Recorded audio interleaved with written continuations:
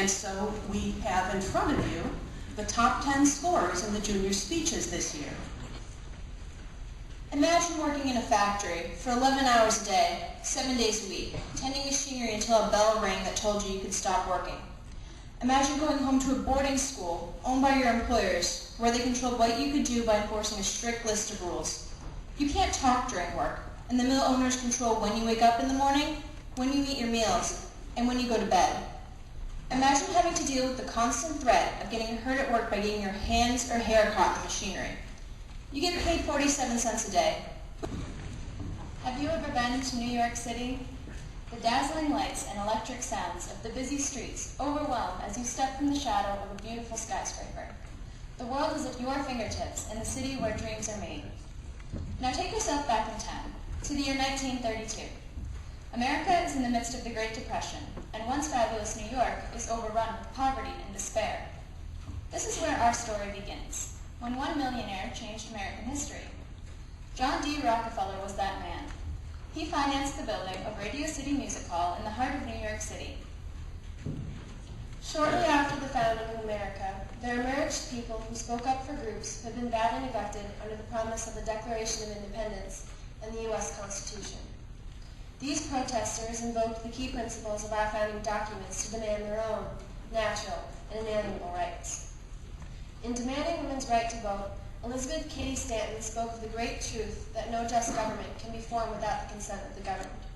And she declared that America's great promise remained unfulfilled. How do you know what you know? It's Halloween Eve, October 30th, 2011. You're sitting at home watching TV. And you surf. Funniest home videos. Cops. Spanish channel. The news. And you stop here. You stop because flashing across the screen are the words, Emergency News Bulletin. Some guy comes on in a suit and jacket. Yes, we have a reporter on the scene, Jonathan Hunter. Jonathan, tell us what's going on now. Yes, Chef, this is Jonathan Hunter, CBS News, reporting live from Grover Mills Farm, New Jersey. There is absolute pandemonium in the air. Police everywhere, spectators, all wanting just a glimpse of the strange Martian meteorite, which has just touched down here, according to astronomers I've talked to. When Tony the Tiger says, "They're great," is he talking about his bowels? Time warped back to the 19th century? He may well have been. We all know cereal is one of the most popular breakfast items in America today. But what most of us don't know is that the cereal industry started because of two men who wanted to reform the unhealthy eating habits of 19th century Americans. In the 1800s, you see, one's idea of a good breakfast was a greasy chunk of fried pork fat. Sounds healthy, right? The Kellogg brothers didn't think so either. Have you ever wondered whatever happened to predictability? The milkman, the paperboy, the evening TV. Sometimes we hear our parents or grandparents talk about the good old days of the mid-20th century, where families ate dinner together, watched TV together, and were very conservative and controlled. But amidst the changing technological era of today, it just seems we don't have time to do any of these things. However, this does not mean that the modern family is in any way less connected than the 1950s family. In fact, I believe the family has not just changed over time, but has evolved into something greater over. America, in the words of Francis Scott Key, is the land of the free and the home of the brave.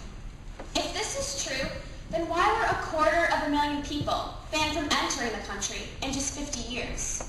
Did these people not deserve to be free?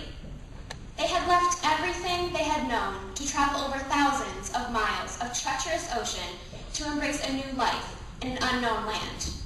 Yet these people were not brave.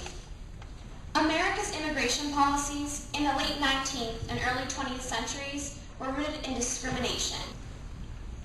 What is freedom without courage? American history stresses the crucial part freedom has played in shaping our nation. But without the courage to embrace it, freedom is worthless.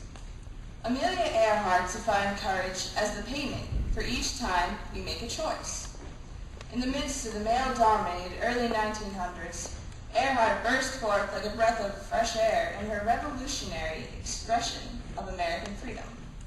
But while Earhart's contribution of feminism cannot be contested, and her feats are legendary, her complete embodiment of American freedom is Earhart's greatest legacy.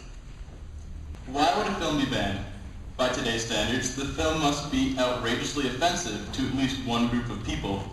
It seems that in our modern society, films are rarely ever restricted from being viewed. In fact, the last time a film was banned in the United States was 2002. This film, titled The Prophet, was banned due to offenses against the Church of Scientology. Well, even before Birth of a Nation made its debut in March 1915, protesters were already threatening to ban this film, but for quite a different reason than The Prophet. Why was this film so controversial, you may ask? It's 1860, and Mark Twain is riding the stagecoach as it crawls down the sun-baked earth of the prairie. Suddenly, the driver hollers out as a black speck appears in the distance. The speck grows larger, and next strain as it cruises by, disappearing just as fast as it came. Mark Twain explained that we heard only a whiz and a hail, and the swift phantom of the desert was gone before we could get our heads out the windows. Twain had glimpsed a Pony Rider, one of about 80 employed by the Central Overland, California and Pikes Peak Express Company. Just a quick word to Mrs. Collins and the English department and Mr. Thompson and the Social Studies department. I'm not sure if you all realize the amount of work that goes into this project, and it's been 15 years, is that unbelievable?